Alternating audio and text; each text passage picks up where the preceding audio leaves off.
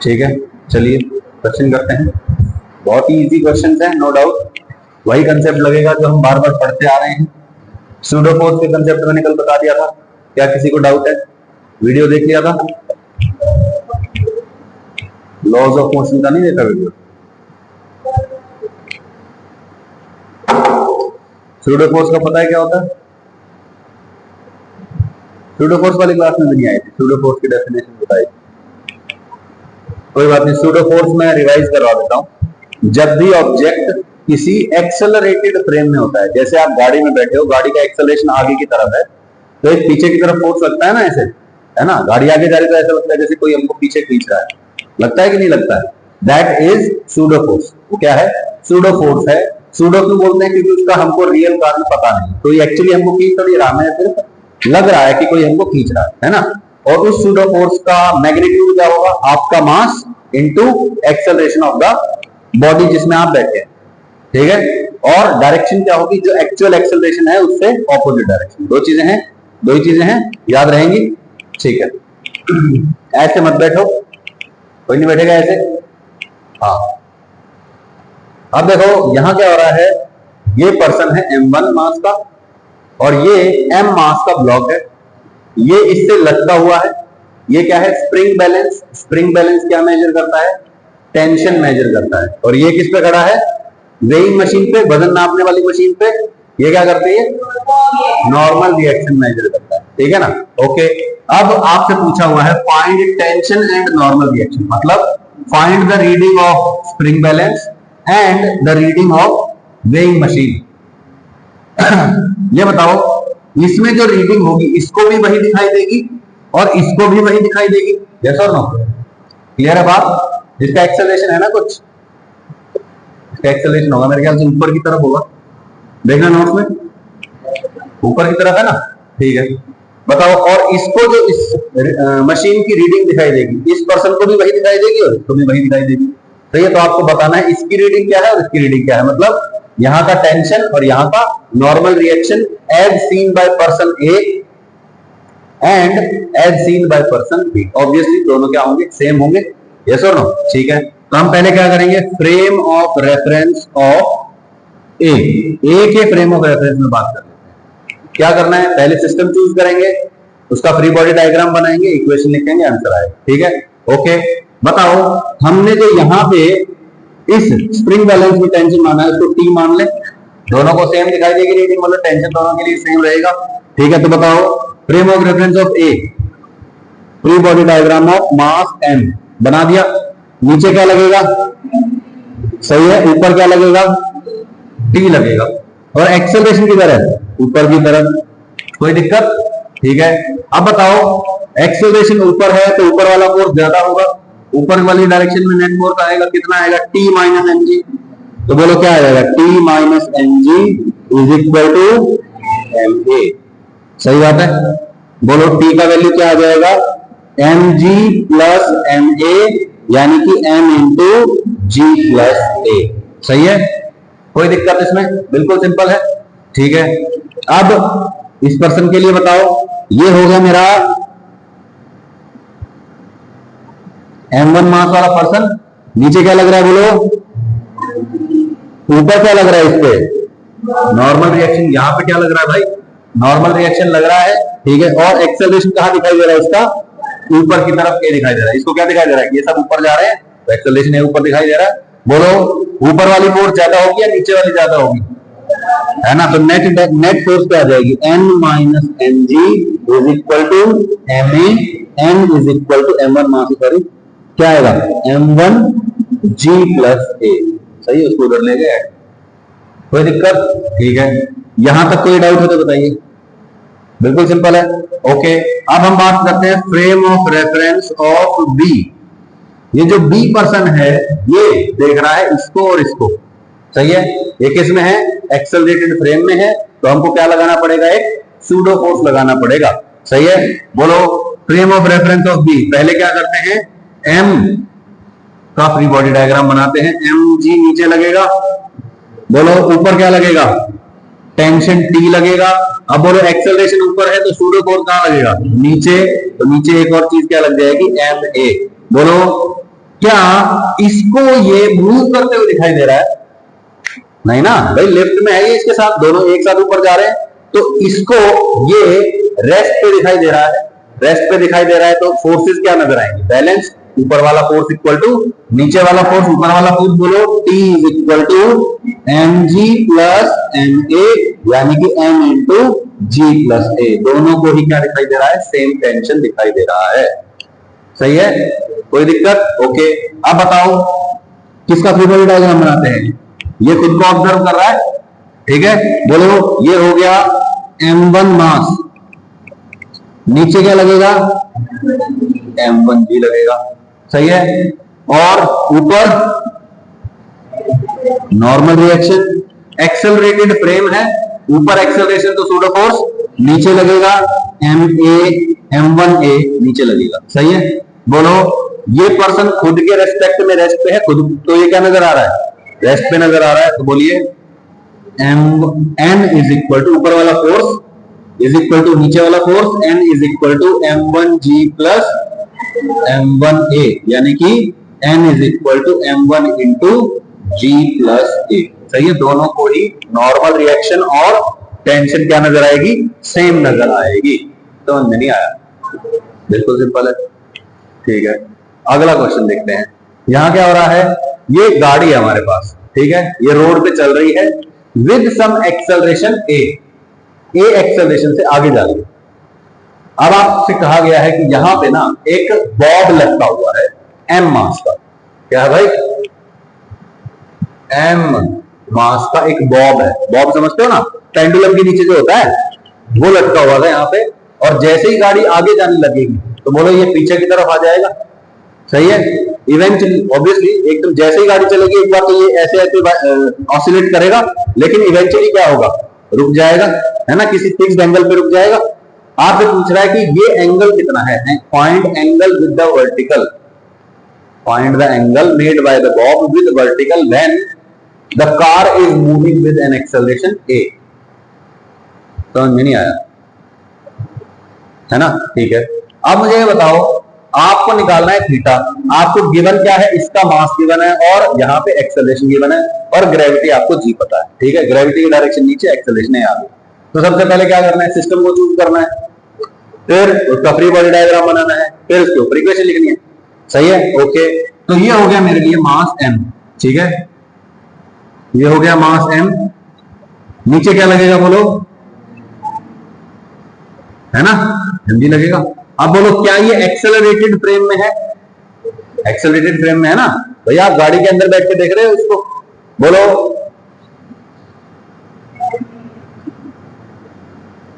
लगेगा। सही है, और क्या लगेगा? इस डायरेक्शन में एक टेंशन P लग रहा होगा। बोलो क्या जब आप गाड़ी में बैठे हो आपको ये चलते हुए दिखाई दे रहा है क्या? नहीं, जब आप गाड़ी में बैठे हो तो आपके रेस्पेक्ट में ये क्या है? रेस्ट पे है ना। जैसे गाड़ी में बैठे हो या बस में बैठे हो तो बाकी के पैसेंजर आपके रेस्पेक्ट में क्या होते हैं? रेस्ट पे नजर आते हैं ना। वैसे ही ये जो है ये भी आपको क्या नजर आ रहा है? रेस्ट पे नजर आ रहा है, यानी कि इसके ऊपर क्या है? फोर्सेस बैलेंस हैं। आपसे पूछा हुआ है ये वाला एंगल, यस और नो? इस MA और MG का जो रिजल्टेंट होगा इन दोनों से मिला के जो इधर फोर्स लग रहा होगा, है ना, यही फोर्स तो इस टेंशन को क्या कर रहा है? बैलेंस कर रहा है, कैंसिल कर रहा है। यस और नो? तो मैं कहता हूं यहां पे जो थीटा एंगल है यहां पे भी तो वही थीटा एंगल होना चाहिए। सोच के देखो, होना चाहिए ना। बोलो ये वर्टिकल था, ये MG वर्टिकली लग रहा है, ये लाइन और ये लाइन क्या है? पैरेलल। बोलो ये जो टेंशन की डायरेक्शन है इसके एग्जैक्टली ऑपोजिट डायरेक्शन में ये है, मतलब ये सीधी लाइन ही तो बन रही है। सीधी लाइन बन रही है तो बोलो ये ट्रांसवर्सल हो गई, और ये क्या हो गए? पैरेलल लाइंस हो गए। तो बोलो ये एंगल और ये एंगल क्या होंगे? इक्वल नहीं होंगे? हो गए एंगल इक्वल, ओके। अरे ये एंगल तो मैं डायरेक्टली भी निकाल सकता हूं। बोलो भाई ये MA है तो ये भी कितना होगा? MA होगा, ओके। तो ये भी कितना है? MA। अब मैं ट्राइंगल बना लेता हूं, ये हो गया MG, ये एंगल हो गया थीटा और ये हो गया MA। सही है ना? बोलो भाई। अच्छा, in this triangle tangent theta का वैल्यू लिखो। Perpendicular by base. इस थीटा के लिए परपेंडिकुलर कौन है? इसके सामने वाला M A. Perpendicular by base कितना है? कट गया। बोलो tan theta is equal to A by G. Theta is equal to tan inverse A by G. ये आ गया आपका थीटा का वैल्यू। तो समझ नहीं आया? क्लियर हो गई बात? फीलिंग आ रही है? Okay. Find reading of the weighing machine. Man does not slide also find friction force. अब ये एक लिफ्ट है, इस लिफ्ट में ये m मास का पर्सन एक मशीन के ऊपर खड़ा है, वेइंग मशीन के ऊपर, और ये जो मशीन है ये कहां है? एक वेज के ऊपर। ये वेज कहां है? एक थीटा एंगल पे इस लिफ्ट के अंदर फिट कर दिया गया। लिफ्ट का फ्लोर क्या होता है? सीधा होता है ना, ऐसे फ्लैट होता है।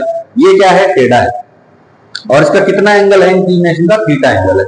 अब आपसे पूछ रहा है कि जब ये लिफ्ट ए एक्सेलरेशन से ऊपर जाएगी तब इस रीडिंग, इस मशीन की रीडिंग क्या होगी? आपको ये बताना। ठीक है? कंडीशन क्या गिवन है? Man does not slide.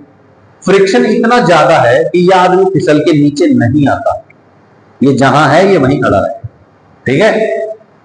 और क्या बताना है आपको? Also find frictional force. थोड़ा सा कंसेप्चुअल क्वेश्चन है, ये सोचना पड़ेगा आपको।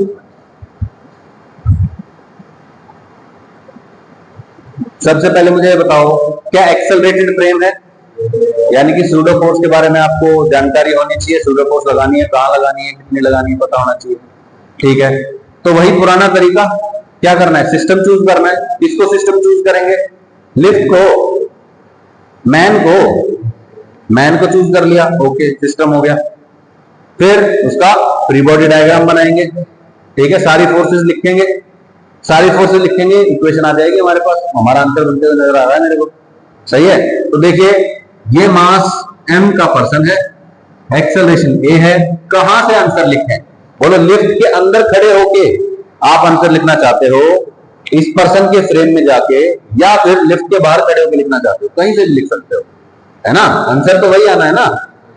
जो बाहर खड़े पर्सन को दिखाई दे रहा है वही तो अंदर वाले पर्सन को दिखाई दे रहा है ना? तो आप कहीं से भी लिख सकते हो। मैं कहता हूं लिफ्ट के अंदर चले जाओ। लिफ्ट के अंदर जाएंगे। ठीक है? यहां चला गया मैं, या फिर मैं इसके सर के ऊपर बैठ गया। ठीक है?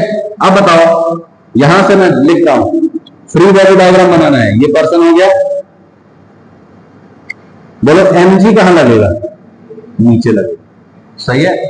ये किसी थीटा एंगल पे है, ध्यान रखना। ठीक है? mg नीचे लग रहा है। बोलो, और नॉर्मल रिएक्शन क्या लगेगा? इस डायरेक्शन में लगेगा। सही है? अभी इसके अलावा कुछ डायरेक्टली पता है क्या? एक ma पता है, और कुछ पता है क्या? और कुछ नहीं पता। नॉर्मल रिएक्शन भाई, ये एक तो mg लगेगा, एक नॉर्मल रिएक्शन लगेगा perpendicular to the surface of contact. ये सरफेस ऑफ कांटेक्ट है, इसके परपेंडिकुलर डायरेक्शन में नॉर्मल रिएक्शन लगेगा। ओके, ठीक है भैया। अब मैं कह रहा हूं, ध्यान से देखो, ये वाली डायरेक्शन ले लें या ये वाली डायरेक्शन ले लें? ये वाली डायरेक्शन ले लेते हैं। बोलो, mg नीचे लग रहा है, एक्सेलरेशन ऊपर है, तो ma भी कहां लगेगा? नीचे लगेगा। mg और ma नीचे लग गए। बोलो, इधर mg होता है, इधर कितना होता है? mg cos theta. इधर कितना? सही है? ओके, ध्यान से देखो, फ्रिक्शनल फोर्स भी दे रखी है। तो फ्रिक्शनल फोर्स कहां लग रही होगी? भैया फिसल के नीचे आना चाहता है, फ्रिक्शन फोर्स इसको रोके हुए है, तो बोलो फ्रिक्शन फोर्स कुछ F ऊपर लगेगी। यस और नो? सही है?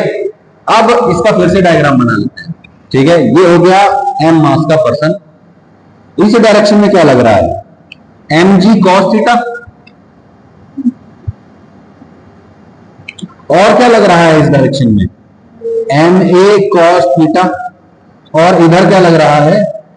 Normal reaction. हमें क्या निकालना था? Reading of the weighing machine, मतलब नॉर्मल रिएक्शन निकालना है। तो बोलो क्या आएगा? n is equal to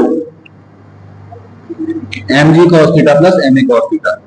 mg cos theta plus ma cos theta. m cos theta, m cos theta common ले लो, तो क्या आ जाएगा? m g plus a cos theta. ये आ गया आपका नॉर्मल रिएक्शन। सही है? कोई दिक्कत? अच्छा, इस डायरेक्शन में क्या लग रहा है? बोलो, इधर mg, इधर mg साइन थीटा, इधर ma, इधर ma साइन थीटा, तो इधर क्या लगेगा भाई, mg साइन थीटा, और क्या लगेगा, ma साइन थीटा लगेगा। तो ये ऊपर क्या है, फ्रिक्शनल फोर्स, तो वहां पे भी डायरेक्टली लिख सकते हैं आप, F is equal to mg sine theta plus ma sine theta. तो ये m साइन थीटा कॉमन ले लो, mg plus a sine theta, इसका आंसर आ जाएगा। ये हो गया आपका फ्रिक्शनल फोर्स जो है। कोई दिक्कत? अच्छा, ये फोर्स इक्वल क्यों की है, क्योंकि मैं यहां से इक्वेशन लिख रहा हूं, यहां से इक्वेशन लिख रहा हूं, तो ये मुझे कैसा नजर आएगा, रेस्ट पे नजर आएगा, मतलब फोर्सेस क्या होंगी, बैलेंस्ड। समझ में नहीं आया? क्लियर है बात? बिल्कुल सिंपल है ना, ठीक है। अब ये देखो, एक लिफ्ट है, यहां पे एक m मास रखा हुआ है, कह रहा है कि इस लिफ्ट को एक्सेलरेशन दे दो कुछ इस तरीके से कि जो यहां पे नॉर्मल रिएक्शन होगा उसका वैल्यू mg/4 होना चाहिए। जब ये लिफ्ट रेस्ट पे है तो n ऊपर लग रहा है, mg नीचे लग रहा है, n is equal to mg आ जाएगा, है ना। नॉर्मली कितना नॉर्मल रिएक्शन लग रहा है भाई, mg। लेकिन अगर मैं इसको एक्सेलरेशन दे दूं कुछ, तो नॉर्मल रिएक्शन का वैल्यू चेंज हो जाएगा। ये कह रहा है कि नॉर्मल रिएक्शन का वैल्यू कितना होना चाहिए, mg/4 होना चाहिए, ठीक है। तो हम क्या बोलेंगे, अच्छा ये बताओ, इसको a एक्सेलरेशन ऊपर दे दिया तो ma नीचे लगेगा, mg भी नीचे लगेगा, नॉर्मल रिएक्शन ऊपर लगेगा, n is equal to mg plus ma। तो mg से ज्यादा वैल्यू नहीं होगी ये, तो बोलो भाई। अरे भाई मान लो मैंने ऊपर एक्सेलरेशन दे दिया फॉर एग्जांपल, तो mg नीचे लग रहा है और ma भी नीचे लग रहा है, नॉर्मल रिएक्शन ऊपर लग रहा है, क्या आ जाएगा, n इज इक्वल टू, बोलो, mg प्लस ma हो गया। ये तो मुझे नॉर्मल रिएक्शन mg से ज्यादा चाहिए या mg से कम चाहिए, mg से कम चाहिए, mg/4 चाहिए, यानी कि एक्सेलरेशन इस डायरेक्शन में नहीं लगाना है, एक्सेलरेशन नीचे वाली डायरेक्शन में लगाना है, सही है। तो एक्सेलरेशन का वैल्यू हो गया इधर की तरफ, सही है। अब बताओ, एक्सेलरेशन नीचे है तो सूडो फोर्स ऊपर लगेगा, सही है। ओके, मैं इस लिफ्ट के अंदर ही खड़ा होकर लिख रहा था इक्वेशंस, तो मुझे क्या दिखाई दिया, सूडो फोर्स दिखाई दिया ऊपर वाली डायरेक्शन में। अब मैं क्या करता हूं, मुझे ये रेस्ट पे दिखाई दे रहा है लिफ्ट में खड़ा हो, तो क्या नजर आएगा, बोलो, ऊपर वाला फोर्स इक्वल टू नीचे वाला force, n plus ma is equal to mg। n का वैल्यू बताइए, mg/4 होना चाहिए, m कट गया, g/4 को इधर ले जाओ, g माइनस g/4 कितना आ गया, 3g/4 is equal to acceleration. इतना एक्सेलरेशन होना चाहिए नीचे वाली डायरेक्शन, है ना। कौन सी डायरेक्शन भाई, डाउनवर्ड्स।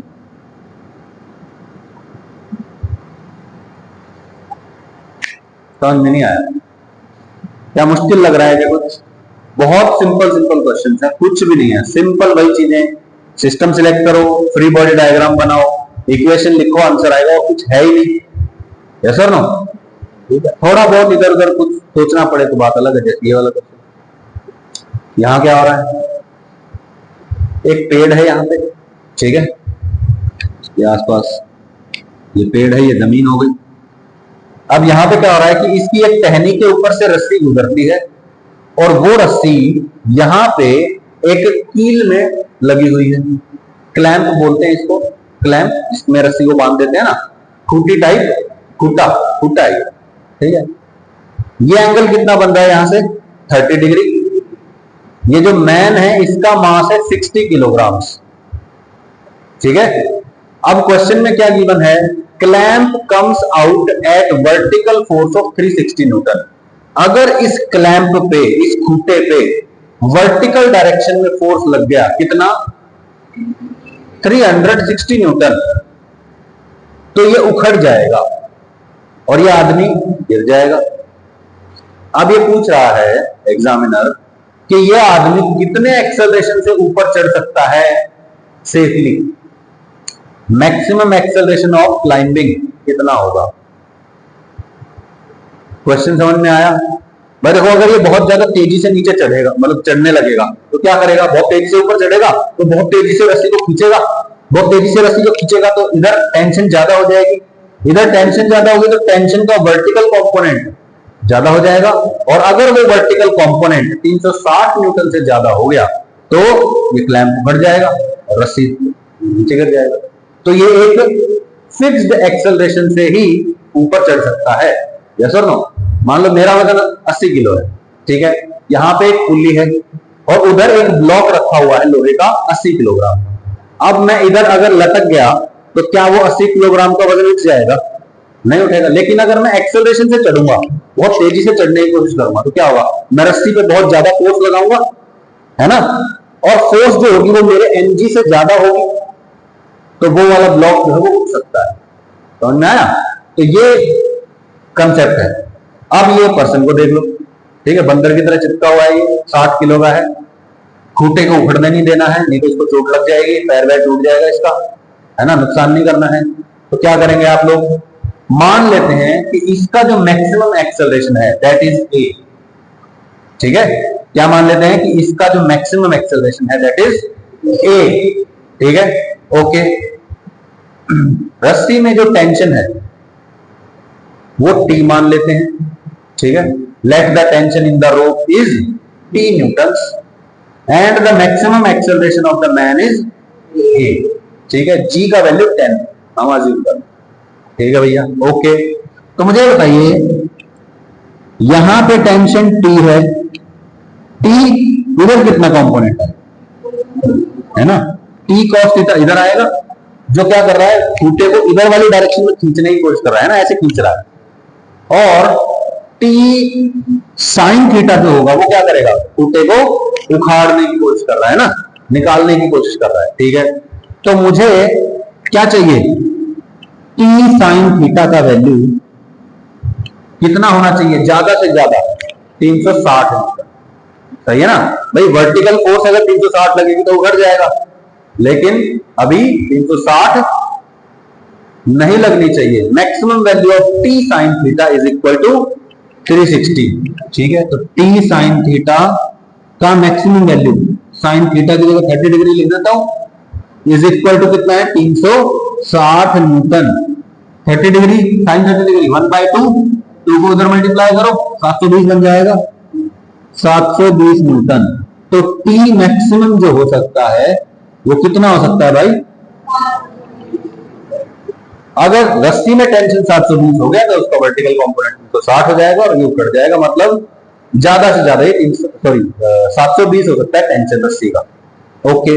अब इसको देख लो, इसके ऊपर इक्वेशन लिख दो। कहां से लिखोगे, जमीन से लिख दो या फिर इसके फ्रेम में जाके लिख दो, कहीं से भी लिख दो, बात वही है, ठीक है। फॉर एग्जांपल मैं जमीन पे खड़े होकर देख रहा हूं, तो इसका फ्री बॉडी डायग्राम बनाते हैं। mg नीचे लग रहा है, ऊपर बोलो टेंशन लग रहा है ना, टेंशन इसको ऊपर खींच रहा है, तो टेंशन ऊपर mg नीचे और एक्सेलरेशन ऊपर है, तो t minus mg is equal to ma आ जाएगा।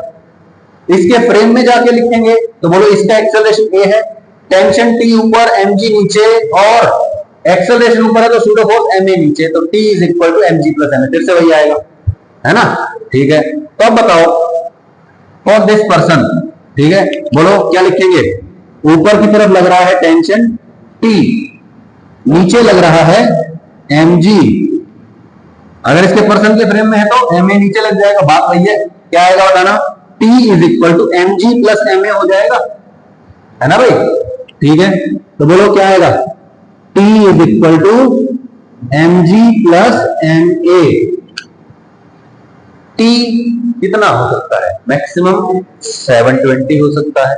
Mass of the person 60 kilogram, G 10, तो 600, बोलो भाई, m का वैल्यू रख देता हूं, G का वैल्यू रख देता हूं, यहां से आएगा 720 is equal to 60 into 10 plus 60 into a। गलत लिखा था कुछ, मास की जगह लिख दिया 60, एक्सेलरेशन पता नहीं है, खेल दिया, ओके। 600 इधर ले आओ, इधर प्लस है 600, इधर minus 720 minus 600 120 is equal to 60a, कितने पे गया, 2 पे, तो a कितना आ गया भाई, 2 मीटर पर सेकेंड स्क्वायर, मतलब ये मैक्सिमम 2 मीटर पर सेकेंड स्क्वायर के एक्सेलरेशन से ऊपर चढ़ सकता है। समझ में नहीं आया क्या? आ गया, सिंपल है बिल्कुल, ठीक है। यहां तक कोई भी डाउट है तो बताइए, एक बार वहां से लेके यहां तक अभी रीड कर लो, पढ़ के देख लो एक बार क्या लिखता हूं, पढ़ो शाबाश।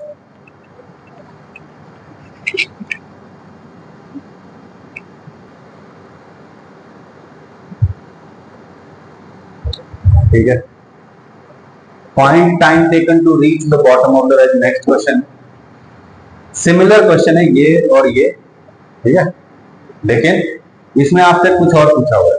यहां पे गिवन है कि ये एक्सेलरेशन है, ये जो लिफ्ट है इसकी चौड़ाई L है, थीटा एंगल का ये वेज टाइप का जो ये है, ये यहां पे लिफ्ट के अंदर फिट कर दिया गया है, इंक्लिनेशन थीटा है, फ्रिक्शन नहीं है, ये M मास जो है यहां बिल्कुल वेज के टॉप पे रखा हुआ है, और ऑब्वियसली अगर एक्सेलरेशन नहीं भी होता तो क्या होता, ये स्लाइड करके फिसल के नीचे आ जाता है ना, ऐसे फिसल के नीचे आ जाता। लेकिन अभी क्या हो रहा है कि एक्सेलरेशन ए भी दे दिया ऊपर की तरफ, अब पूछ रहा है कि यहां से लेके यहां तक आने में कितना टाइम लगेगा। समझ में आया? काइनेमेटिक्स की इक्वेशन याद है आप लोगों को? काइनेमेटिक्स की इक्वेशन याद है फिर बहुत आसान क्वेश्चन, याद नहीं है फिर बहुत ही नामुमकिन क्वेश्चन, ठीक है। देखो सबसे पहले क्या करना है, अपने को सिस्टम चूज करना है ना, फिर उसका फ्री बॉडी डायग्राम बनाना है, फिर इक्वेशन लिखना है, ठीक है, ओके। अब हम कहां चले जाएं, लिफ्ट के फ्रेम में चले जाएं या बाहर खड़े होकर लिखें? कहीं चले जाओ, कोई फर्क नहीं पड़ता, लिफ्ट में चले जाओ, ठीक है, ओके। अब मुझे बताइए, लिफ्ट के फ्रेम में हम चले गए हैं, ये हो गया है मास m, राइट, इधर क्या लगेगा और इधर क्या लगेगा ma, राइट, इधर क्या लगेगा नॉर्मल रिएक्शन। मुझे बताओ इसको नीचे लाने में किसका हाथ है, क्या नॉर्मल रिएक्शन इसको नीचे ला रहा है? नहीं भाई, इस डायरेक्शन के तो परपेंडिकुलर हो गया ना नॉर्मल रिएक्शन, यानी कि normal reaction is not responsible to bring it down. Normal reaction का कोई खेल नहीं, खेल किसका है, mg है इधर, सॉरी mg इधर है वर्टिकली डाउनवर्ड, तो इधर कितना है mg sin theta, mg sin theta है तो इसको नीचे लेके आएगा, यस और नो, ठीक है। इधर mg है तो इधर कितना हो जाएगा बोलो, mg sin थीटा, और ma इधर है तो इधर कितना हो जाएगा बोलो। क्या कोई फ्रिक्शन है? कोई फ्रिक्शन नहीं है, ये फिसल के नीचे आएगा, तो बोलो इस डायरेक्शन में इसका नेट फोर्स कितना है, mg sin theta plus ma sin theta, यही है ना, ये तो नेट फोर्स है। नेट फोर्स क्या होता है, मास इनटू एक्सेलरेशन। कौन सा एक्सेलरेशन, ये एक्सेलरेशन, इस डायरेक्शन का एक्सेलरेशन, इस डायरेक्शन की फोर्स है तो इसी डायरेक्शन का एक्सेलरेशन लिखेंगे, तो क्या आ जाएगा ये बोलो, m इंटू a s बोल देते हैं, स्लाइडिंग एक्सेलरेशन, ठीक है, स्लाइड होने वाला एक्सेलरेशन, ठीक है, ओके। m कट जाएगा, a स्लाइडिंग आ गया, क्या है यहां पे g sin theta, a sin theta, sin theta common ले ले, क्या आ जाएगा g plus a sin theta is equal to a sliding acceleration is as, okay. अब क्या करें, स्लाइडिंग एक्सेलरेशन पता है बस सर, यहां से यहां आने का एक्सेलरेशन मालूम है, काइनेमेटिक्स में चले गए अब हम, एक्सेलरेशन मालूम है, ये L पता है तो ये भी निकाल सकते हैं हम, बोलो यहां से यहां का डिस्टेंस पता चल जाएगा, बोलो इसका डिस्टेंस पता चल गया, एक्सेलरेशन पता चल गया, टाइम निकालना है, कौन सी इक्वेशन लगेगी, u 0 है, s is equal to u t plus half a t square, है ना, s is equal to half a t square, a पता है, टाइम नहीं पता, s पता है। सबसे पहले मुझे बताओ ये L है तो ये कितना होगा, L cos थीटा बोलेगा कोई, L cos थीटा नहीं है ये, इस ट्राइंगल में ये हाइपोटेन्यूज है भाई, ये है hypotenuse, this into cos theta L के बराबर है, तो क्यों ना इसका नाम रख देते हैं कुछ, लेट से x नाम रख दो इसका, बोलो x का वैल्यू क्या है, एक्स का वैल्यू निकालना है। X cos theta is equal to L, x is equal to L by cos theta. तो डिस्टेंस पता चल गया, एक्सेलरेशन पता चल गया, टाइम निकालना है। बोलो क्या आएगा, S is equal to u t plus half a t square. U zero है, एस कितना है बोलो, एक्स के बराबर, एक्स एक्स कितना है, l by cos theta is equal to 1/2 a sliding, sliding acceleration कितना है, g plus a sine theta into t square. यहां से टाइम का वैल्यू निकालना है, कितना आएगा बोलो, इसको इधर लेके जाओ, 2l by g plus a sine theta cos theta is equal to t square. Root ले लेंगे दोनों साइड, अंतर आ जाएगा। तो बोलो यहां से आंसर क्या आया, t is equal to under root 2l by g plus a sine theta cos theta. समझ में नहीं आया, दिस इज द समझ में आया,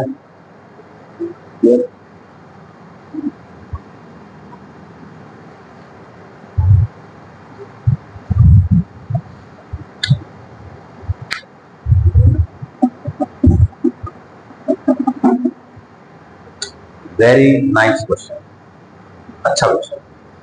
एक आदमी है, लिफ्ट में बैठा है, तो उसके हाथ में एक रस्सी है और वो रस्सी इधर पुल्ली से होते हुए किसी लिफ्ट से अटैच है जिसमें ये खड़ा है। समझ में आया? आपसे क्या पूछ रहा है, आपसे ये पूछ रहा है कि भैया कितनी फोर्स लगेगी इस आदमी के द्वारा इस रस्सी पे ताकि ये पूरी लिफ्ट ए एक्सेलरेशन से ऊपर चली जाए। अब आप कहोगे सर ऐसा पॉसिबल तो नहीं है, पॉसिबल है अंडर सम सर्टेन कंडीशंस। ठीक है, कंडीशन क्या होगी जो आगे चल के हम प्रूव भी कर देंगे कि इस मैन का मास लिफ्ट से ज्यादा होना चाहिए, है ना। ये जो आदमी है इसका मास इस लिफ्ट से ज्यादा होना चाहिए। अगर ऐसा है तो ये आदमी ऊपर खींच सकता है खुद को भी और लिफ्ट को भी। अभी तक हमने क्या देखा था, एक पुल्ली थी, पुल्ली के एक तरफ एक मास, दूसरी तरफ दूसरा मास। अब इधर एक आदमी है और इधर एक ब्लॉक है, सॉल्व कर सकते हैं हम।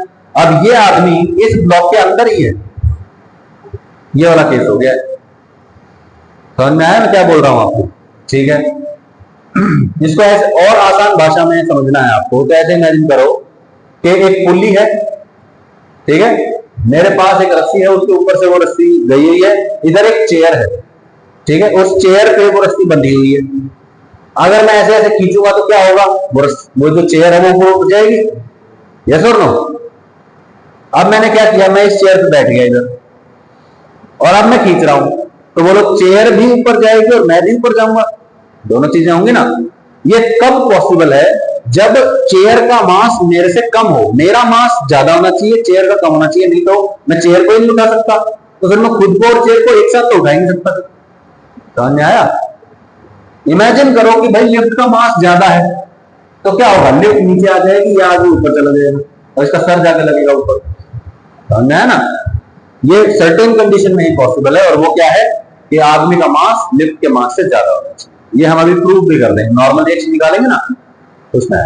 तो आपसे क्वेश्चन पूछा गया है कि भाई इस आदमी को कितनी फोर्स लगानी चाहिए रस्सी पे ताकि ये लिफ्ट और ये मैन खुद ए एक्सेलरेशन से ऊपर जा सके, और नॉर्मल रिएक्शन कितना होगा, जिस मशीन पे खड़ा है उसकी रीडिंग क्या है नॉर्मल रिएक्शन पर। समझ में आया? क्वेश्चन समझ में आया? संदेश का ध्यान हट गया था, मैंने पैटर्न ऑब्जर्व कर लिया है।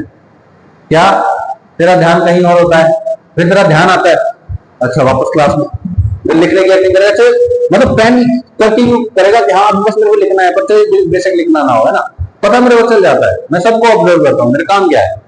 ऐसा तो नहीं है कि मेरे को सोच के बोलना पड़ता है, ये तो बस सबकॉन्शियस माइंड बोल रहा है इधर। एक्टिवली तो मैं आप लोगों को देख रहा हूँ, कब किसका ध्यान है, कब किसका ध्यान नहीं है, कब किसकी आंखें ऐसे हो रही हैं, कब कौन इधर देख रहा है ना, सब पता है मेरे को।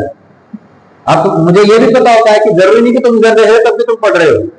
कई बार तुम क्या होता है, मैं यहाँ पढ़ा रहा हूँ, तुम्हारी नजर यहाँ होती है, क्लास में कोई बहंगा तो नहीं है, मुझे पता है कौन कहाँ देख रहा है, मुझे पता है किसका कहाँ ध्यान है कि नहीं सर, है ना गुरु जी? है भाई मुंदी, ठीक कह रहा हूं मैं?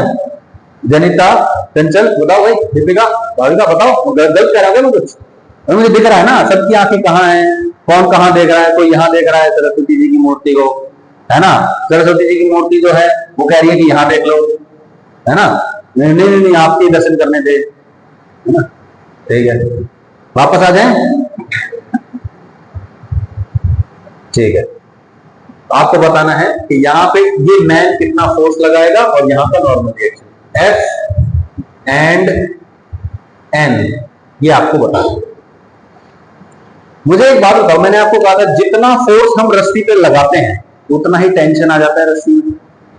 तो पूछा गया है कि ये मैन कितना फोर्स एक्सर्ट करेगा, मतलब इस रस्सी में कितना टेंशन होगा। जितना फोर्स एक्सर्ट करेगा उतना ही तो टेंशन होगा। तो मैं कहता हूं यहां पे इसने कुछ एफ फोर्स लगाया है फॉर एग्जांपल, ठीक है, तो इस रस्सी का टेंशन भी एफ ही है। ओके, अब आप अलग अलग फ्रेम ऑफ रेफरेंस से इनको ऑब्जर्व कर सकते हैं। मान लीजिए आप यहां बाहर खड़े हैं, ठीक है, और आप जो है ऑब्जर्व कर रहे हैं, यह person A for example. Frame of reference of A, A को क्या दिखाई दे रहा है कि एक लिफ्ट है, उसके अंदर एक आदमी बैठा हुआ है, टोटल मास कितना हो गया एन प्लस एम, है ना, capital N plus small M, ठीक है, टोटल मास इतना है और पूरा का पूरा कितने एक्सेलरेशन से ऊपर जा रहा है, ए एक्सेलरेशन से ऊपर जा रहा है ना, और तो कुछ नहीं दिख रहा उसको। ओके, तो क्यों ना मैं इसके हिसाब से इस पूरे को सिस्टम मानते हुए एक फ्री बॉडी डायग्राम बना देता हूं, ठीक है। तो इसके हिसाब से बना रहे हैं, अब बोलो एक पूरा ब्लॉक जैसा नजर आ रहा है, total mass M plus capital M, सही है। नीचे क्या लगेगा, M g plus M g, मतलब एम प्लस एम जी, ये नीचे फोर्स लग गया, सही है। एक्सेलरेशन ऊपर है,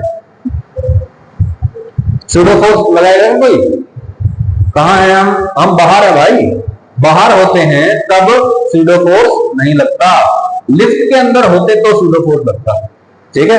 ओके, अब बताओ, अब इस पूरे के पूरे सिस्टम पे ऊपर की तरफ क्या फोर्स लग रहा है, क्या यहां पे टेंशन एफ होगा,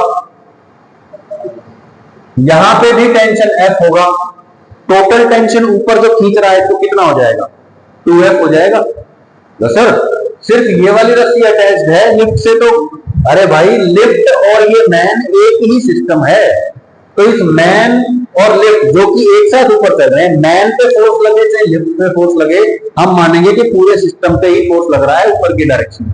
रिपीट करूं क्या, तो बोलो ऊपर की तरफ टोटल फोर्स कितना हो जाएगा, 2F फोर्स हो जाएगा, सही है। इधर भी ऊपर की तरफ खींच रहा है, ये भी F और F, 2F फोर्स ऊपर हो जाएगा। अब बताओ लिफ्ट कहां जा रही है, तो नेट फोर्स की कितनी, 2F minus M plus M G is equal to M plus M into K, सही है। इसको उठा के इधर लेके जाओ, कितना हो जाएगा, M प्लस M कॉमन ले लो, M plus M is equal to 2F divide by 2 is equal to F। सीधा सीधा क्या आ गया मेरे पास, टेंशन आ गया। ओके ऑलराइट, अब क्या निकालना है अपने को, नॉर्मल रिएक्शन का। ओके ऑलराइट, अब मैं चला जाता हूं लिफ्ट में, इस पर्सन के फ्रेम ऑफ रेफरेंस में बात करते हैं, ठीक है। तो इस पर्सन का फ्री बॉडी डायग्राम बनाना है, mg लग रहा है नीचे, सही है, एक नॉर्मल रिएक्शन लग रहा है ऊपर और एक्सेलरेशन ऊपर है, तो सूडो फोर्स भी क्या लग रहा है, नीचे mg की डायरेक्शन में, सही है। और क्या लग रहा है, एक टेंशन भी तो लग रहा होगा ऊपर, भाई ये रस्सी भी तो इसको ऊपर खींच रही है, सही है। अब बताओ आप लिफ्ट में है, इस पर्सन के फ्रेम में है, तो क्या ये पर्सन आपको रेस्ट पे दिखाई देगा, यस, यानी कि नेट फोर्स इक्वल हो जाएगी, ऊपर वाला फोर्स इक्वल टू नीचे वाला फोर्स, तो बोलिए N plus T is equal to mg plus ma, m common ले सकते हैं, हम चाहे तो ले सकते हैं m इंटू t, बोले तो f ही तो था। अब f का वैल्यू पता है, उठा के उधर भेज दो, माइनस f कितना है बोलो, m plus capital M into g plus a by 2 is equal to normal reaction. अब इसको सॉल्व कर सकते हैं, आप कर सकते हैं, इधर एलसीएम ले लिया, सही है। इस ब्रैकेट को ओपन करो, क्या आएगा बताना, n is equal to 2m g plus a minus m into g plus a minus m into g plus a minus capital M into g plus a। बोलो 2m g plus a minus m g plus a क्या बन जाएगा, 2m minus ये बच जाएगा, और नीचे कौन बैठा है, सही है, m into g plus a minus capital M into g plus a, g plus a common ले लो, m minus capital M into g plus a by 2 is equal to normal reaction. Normal reaction positive होना चाहिए, तभी तो contact बना रहेगा भाई, यहां पे इसके पैर टच होने चाहिए, तभी तो कामयाब है ये सिस्टम। अगर नॉर्मल रिएक्शन जीरो हो गया या नेगेटिव हो गया, इसका मतलब क्या हुआ कि ये आदमी का पैर यहां पे कांटेक्ट में नहीं है, ये ऊपर उठ चुका है। समझ में आया, वही तो मैं यहां से कह रहा हूं, for n to be positive, positive कब होगा, ये तो पॉजिटिव है, ये पॉजिटिव है, ये भी पॉजिटिव होना चाहिए, m minus capital M should be greater than 0 और m should be greater than capital M, मतलब mass of the man should be greater then mass of the lift, तभी ये सिस्टम कामयाब। समझ में आया। अब देखो ये बहुत जरूरी क्वेश्चन है, इसी को थोड़ा सा फेरबदल करके आपसे दोबारा पूछा जा सकता है।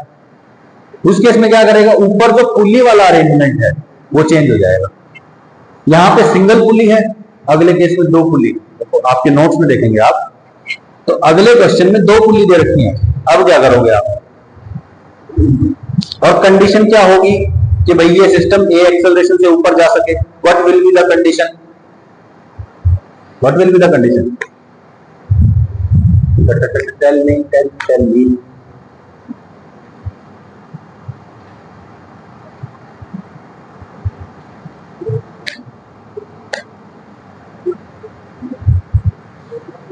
ये तो समझ में आ ही गया है, सेम टू सेम सॉल्यूशन लिखा भी हुआ है ना, ठीक है।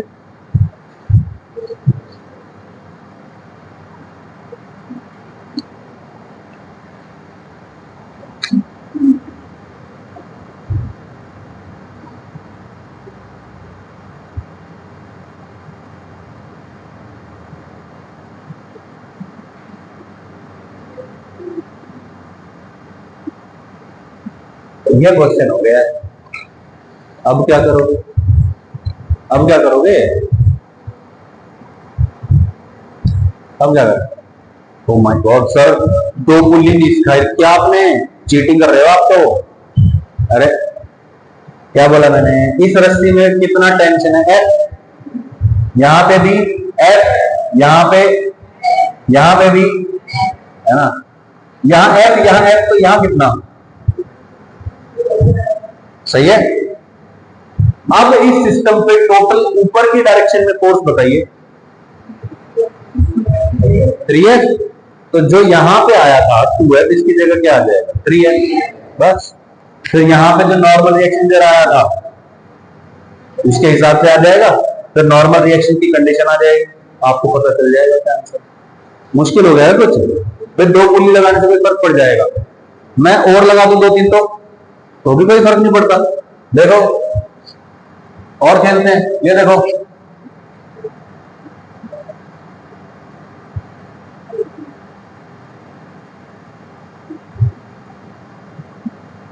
बताओ, ये जो है ये पूरा एक ही धागा है, पूरे में टेंशन क्या रहेगी, क्या रहेगी टेंशन, पूरे में F रहेगी, है ना, ठीक है, यहाँ एफ एफ एफ एफ, तो बोलो एफ और एफ यहाँ कितनी हो जाएगी, यहाँ कितनी हो जाएगी, यहाँ कितनी है एफ, बोलो टोटल फोर्स ऊपर तो खींच रही है 5F हो जाएगा, यहाँ पे 5F आ जाएगा, 5F एफ का वैल्यू आ जाएगा, यहाँ पे फिर इधर आएगा, यहाँ पे नॉर्मल रिएक्शन आया, तो नहीं आया। ऐसे ही कॉम्प्लिकेटेड मल्टीपल पुलीज वाले जो हैं हम आगे क्वेश्चन सॉल्व करेंगे। ठीक है, ये क्वेश्चन मैंने आपको करवा दिया है, जो अभी करवाया है, इसके अगले वाला क्वेश्चन आपको करना है। ठीक है ना, जो ये 3F वाला क्वेश्चन था, 3F वाला आप कर लेंगे। इसके बाद एक और क्वेश्चन है, उसमें एक मंकी दे रखा है आपको, है ना, एक बंदर है, अजीब सी पुल्ली पे चल रहा है ना, यही क्वेश्चन है ना। हाँ, तो अब आपको बताना है कि ये बंदर जो है कितने एक्सेलरेशन से ऊपर चढ़े कि ये जो ब्लॉक है ये ऊपर उठ जाए, आपको बताना। अजीब सी पुल्ली दिख रही है आपको। इस क्वेश्चन में क्या देखना है कि जो पुल्ली है उसमें एक सिंगल वाला धागा कहां कहां जा रहा है। रस्सी में टेंशन मान लो T, बंदर का ऊपर चढ़ने का एक्सेलरेशन मान लो A, जहां जहां T है वहां T है, जहां जहां पे 2T बन रहा होगा वहां पे 2T लिख देंगे, जहां पे 3T बन रहा होगा वहां पे 3T लिख देंगे। फिर बोलो ब्लॉक के ऊपर टोटल ऊपर जाने वाली कितनी फोर्स हो जाएगी, 3T हो जाएगी मेरे ख्याल से, है ना। बंदर के लिए फ्री बॉडी डायग्राम बना के टेंशन निकाल लो और वही 3T में पुट कर दो, आंसर आ जाएगा। Thank you.